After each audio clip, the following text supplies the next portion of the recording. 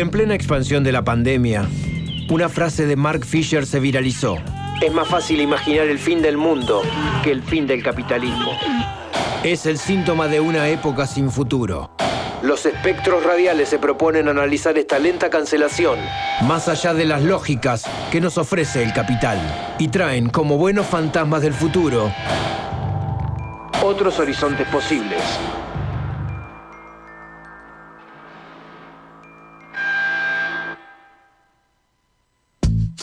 Como lo habíamos anticipado y como cada viernes, se corporiza algún fantasma del futuro desde el universo de Mark Fisher directamente aquí a Universidad 107.5. Hoy con nosotros Micaela Palacios. ¿Cómo te va? ¿Cómo andas? Bueno, ¿todo bien? Todo bien.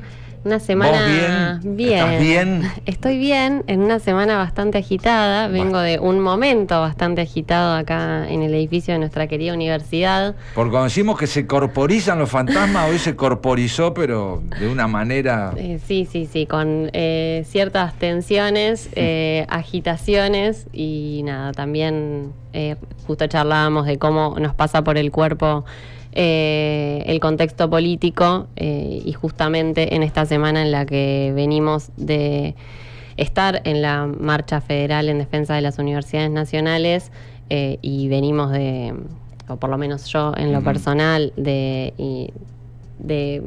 expresarme en repudio con una actividad que iba a suceder en este edificio en manos de diputados de La Libertad Avanza, vengo a traer como propuesta que charlemos un poco sobre este tema, justo sobre la universidad, sobre la educación y sobre la movilización, un poco trayendo a Fisher como excusa. Quizás era más un tema que me parecía importante que charlemos hoy, que discutiéramos, claro que, sí, que como decíamos recién, nos tiene atravesadas y es algo que está pasando y que está también no solo en agenda, sino en nuestra mente de manera insistente y que forma parte de nuestras banderas, ¿no? Y pensaba, bueno, ¿qué podemos hablar con relación a Fisher?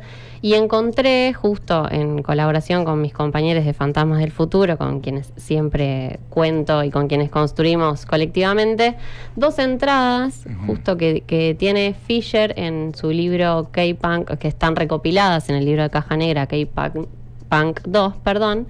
Dos entradas que hablan sobre una serie de protestas estudiantiles que sucedieron entre noviembre y diciembre del 2010 en el Reino Unido. Ajá. Que esas protestas en ese momento fueron en oposición a los recortes presupuestarios para la educación, justamente, y al aumento de las matrículas para los estudiantes. Pensemos en ese contexto que en Inglaterra desde 1998 se incluyeron tasas en las matrículas estudiantiles al derogarse una ley de educación superior que regía desde el 62, que bajo esa ley no se cobraba arancelamiento para la educación superior. Con esa excusa, me interesa retomar algunos puntos de esas entradas y de algunas frases y reflexiones que trae Fisher, ponerlas en diálogo con esta situación que estamos atravesando, sobre todo que atraviesan nuestras universidades nacionales, y el ataque sistemático que recibe el sistema científico desde la asunción e incluso desde la campaña del actual gobierno nacional, en el marco, como decía al principio, de la marcha federal universitaria de esta semana. Me parece muy bien. Para eso traigo 4 puntos, creo que son 4. Bueno, si no, los veremos. Que sean. El primero es, no hay plata. La máxima del realismo capitalista en la Argentina actual. Que hasta se volvió remera, de manera increíble. Sí, un eslogan. Sí. Fisher nos va a decir que en esas movilizaciones del 2010 operaba lo que él llama el giro de los embustes del realismo capitalista, que argumentaban que en un momento de crisis económica no hay más que aceptar la cruda realidad, que implica, por ejemplo, que eran las discusiones de ese momento y que también podemos pensar hoy, que no hay dinero para financiar la educación, ya que además se trata de un privilegio y no de un derecho. Este claramente es el primer punto en el que me quiero parar, porque podemos encontrar similitudes con lo que estamos atravesando acá, en una semana en la que Javier Milei lo que decidió fue vetar la ley de financiamiento universitario aprobada por el Congreso de la Nación anteriormente. argumentando justamente que esta ley de financiamiento universitario atenta contra el equilibrio fiscal, el famoso equilibrio fiscal. Sí, tan aclamado equilibrio fiscal. Sin embargo, creo que podemos pensar en este punto dos cuestiones. Primero, ¿cuál es la concepción de educación que encierra esta discusión? Digo, no es lo mismo pensar a la educación como un derecho al que todos y todas tenemos que acceder sin restricción alguna, y en tanto derecho necesita y requiere un presupuesto que garantice su mantenimiento, su calidad y los salarios de los docentes, que considerarla un gasto. Aún así, si damos la discusión en términos de gasto, que es un poco como está planteada en términos de agenda actual, aparece una segunda cuestión, que es que tenemos que tener en cuenta, que un poco ha circulado en redes en los últimos días, que la ley de financiamiento universitario representa solo el 0,14% del PBI, que es lo similar que el Estado Nacional dejó de percibir cuando se bajaron los impuestos a bienes personales. Así es. Y al mismo tiempo, Fisher, en esta entrada... O sea que el dinero estaba, no se lo quiso ir a buscar. El problema, claro, es dónde se saca, ¿no? No. Y si hablamos de privilegios o derechos, justamente se favoreció a los sectores más privilegiados. Eso está claro y creo que es la perspectiva general del gobierno nacional. Y al mismo tiempo Fisher recupera algo que es interesante, que es quienes en Inglaterra planteaban la educación como un privilegio, como decíamos recién, y que no es algo que tenían que pagar todos, eran los mismos que habían percibido la educación pública universitaria gratuita cuando regía esa ley que mencionaba al principio, que estuvo entre el 62 y el 98. Bueno, Sturzenegger aquí en Argentina, ¿no? Alguien que egresó de la universidad pública y ahora cada vez que estuvo en algún puesto de decisión gubernamental busca achicarla, hacer desaparecer la universidad pública. Exacto, es esta, como podríamos pensar, como si fuera un artilugio de uso de esta impotencia reflexiva de la que habla Fisher para hablar a veces de las situaciones de quienes pensamos desde las izquierdas, pero tomada por derecha, que es bueno aceptar que puede, por lo menos en ese momento en Inglaterra, él plantea las discusiones que planteaban ciertos sectores, era bueno, si bien esto puede ser injusto, la verdad es que así es como son las cosas, porque no hay dinero, no hay más plata. El segundo punto tiene que ver con las protestas, con la protesta como ruptura del orden civil. En esta entrada lo otro que cuenta es, bueno, cómo se sucedieron estas marchas, ¿no? Bueno, primero era cuáles eran las discusiones, que es un poco lo que charlábamos recién, y después cómo se sucedieron. Y lo que él dice es, bueno, esas marchas recibieron apoyo de diversos sectores, recibieron solidaridad por parte de los conductores que pasaban por ahí, de los taxistas, y también cuenta la experiencia del cerco policial, que dice muy asertivamente, tenían el propósito de castigar a las personas por protestar y de disuadirlas de que no lo sigan haciendo en el futuro. Esto es desinflar las movilizaciones, podríamos decir, mediante la represión, como le llamamos acá, e instalar cierto miedo para que no suceda esa ruptura del orden civil. Y yo cuando leía esto me preguntaba, bueno, ¿qué hacemos nosotros en las movilizaciones? ¿De qué es esa ruptura civil que Fisher menciona? Y un poco lo charlamos la primera vez que yo vine, cuando hablábamos sobre los feminismos y la potencia que tiene ocupar la calle, estar y habitar el espacio público. Y yo creo que es muy importante que retomemos eso y que pensemos en la potencia que tiene encontrarse con otros que quizás son desconocidos, pero con los que te identificás, con los que compartís en ese plano, un momento de preocupación, un enojo, un afecto, una tensión, una motivación o la defensa de una bandera como son las universidades. Y en ese sentido pensaba que habitar la calle puede implicar romper el orden civil, no solo en términos de circulación de autos en la ciudad de Buenos Aires, como quizás es la primera acepción que podemos pensar y desde donde se construyen ciertos protocolos antipiquetes represivos. Que se aplican discrecionalmente, ¿no? Porque claramente, frente a la multitud, como fue este miércoles, no hubo ninguna posibilidad de represión. Sí, deciden en qué momentos aplicarla y en qué momentos no, ¿no? Pero bueno, como que habitar la calle implica esta ruptura del orden civil en ese sentido de romper con la circulación más o menos ordenada que puede haber en un cotidiano en una ciudad, pero que también implica romper con ese otro orden civil más atomizado e individualizante que tiene el encuentro con otros y otras en la calle. Y en ese sentido Fischer nos va a decir que esas movilizaciones de las que él participó en el 2010 tenían o presentaban la oportunidad no solo en ese momento en Inglaterra de hacer caer el gobierno, sino de ganar una lucha hegemónica decisiva con profundos efectos, nos va a decir. Uh-huh. Pero, acá viene el otro punto, para lograr esa victoria lo que se iba a requerir era un amplio rango de estrategias. Él dice, bueno, tenemos que garantizar la multiplicidad de actores y pensar nuevos tipos de intervención. Y creo que parte de esto de pensar qué sectores están formando parte de ciertas protestas y qué tipos de intervenciones es algo que también nos invita a pensar a la hora de pensar nuestras marchas federales por la universidad y la defensa de ciertas banderas como eso, al mismo tiempo de preguntarnos qué otras formas de lucha, interpelación y participación y de qué formas queremos participar de la discusión política. Uh-huh. Y esto se engancha con el tercer punto que tiene que ver con la lucha cultural y discursiva.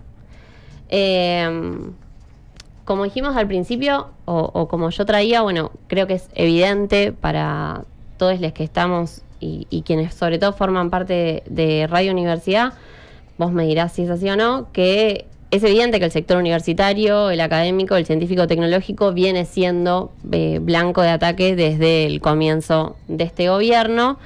Y mi pregunta era, bueno, ¿por qué? ¿Por qué la ultraderecha decide tomar como enemigo, además de los feminismos, como hablamos esa vez, con la potencia que tenía y que un poco dábamos respuesta a esa pregunta en el marco de los feminismos, como bueno, son un espacio o son movimientos que proponen poner en cuestión las bases desiguales de opresión sobre las que se funda y sostiene el patriarcado? Bueno, ¿qué hay en el sistema científico? ¿Qué hay en la academia? ¿Qué hay sobre todo en las ciencias sociales, que son el ámbito académico que las ultraderechas más atacan? ¿Qué hay ahí y por qué se construyen como enemigo?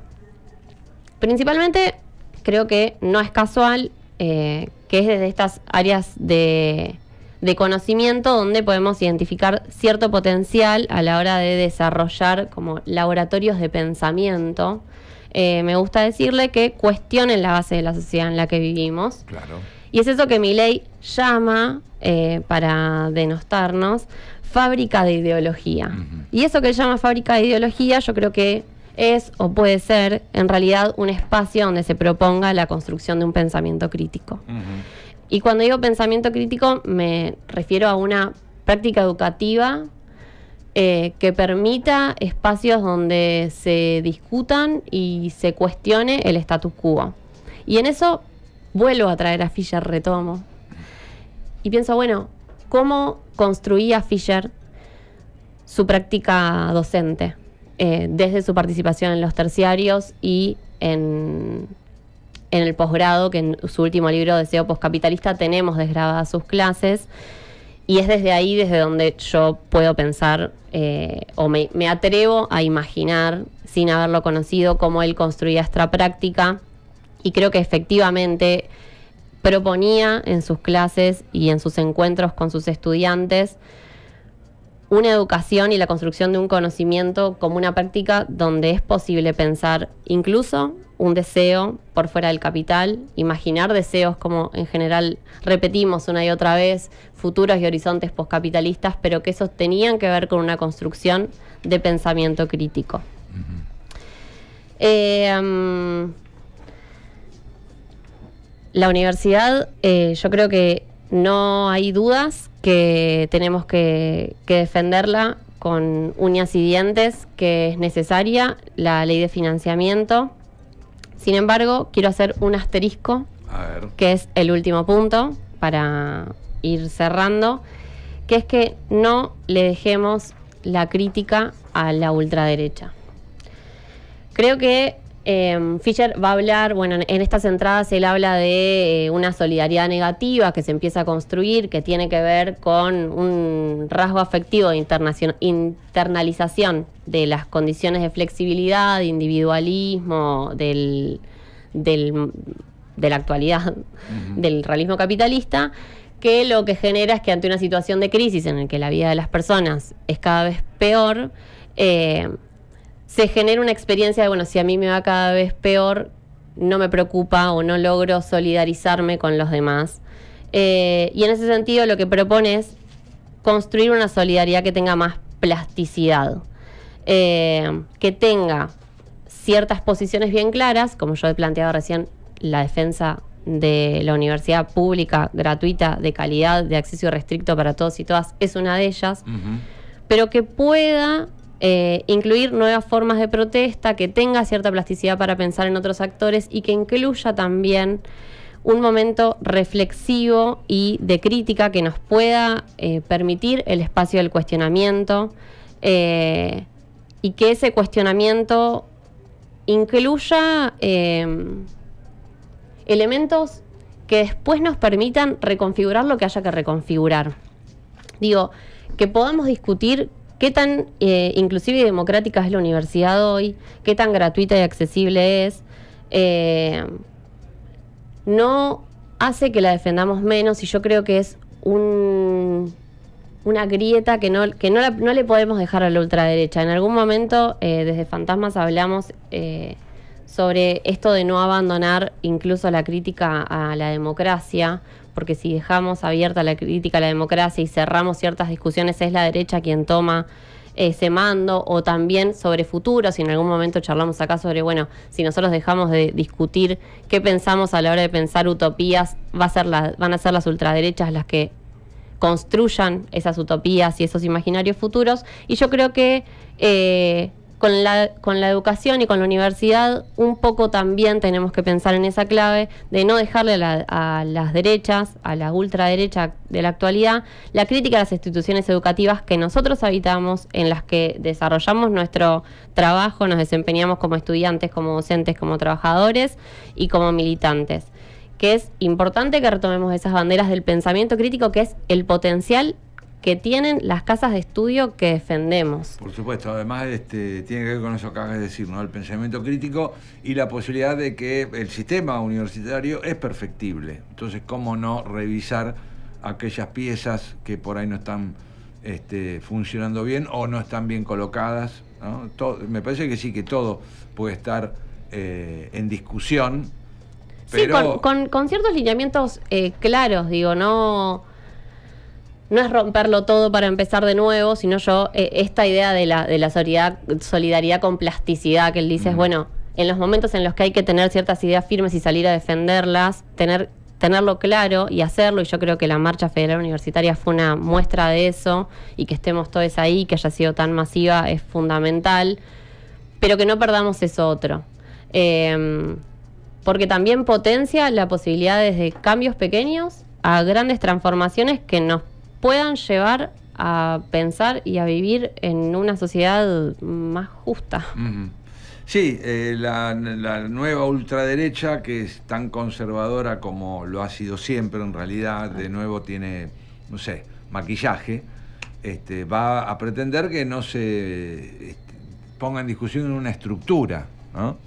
Y sí, justamente la vida democrática en la universidad es todo lo contrario, ¿no? Es dinámica todo el tiempo, no hay una vaca sagrada sobre la que no se pueda hablar.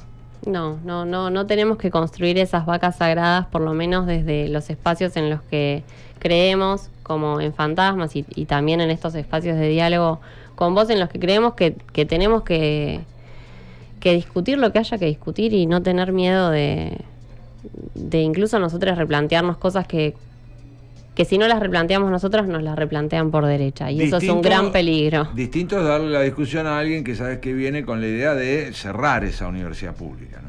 Ahí no hay discusión posible. Ahí hay dos modelos que se contraponen. Ahí lo que hay que hacer, como sucedió hace un rato, es no dejarlos entrar. Exactamente. Bueno, Micaela, muchísimas gracias como todos los viernes. Gracias a vos, Mon, un placer.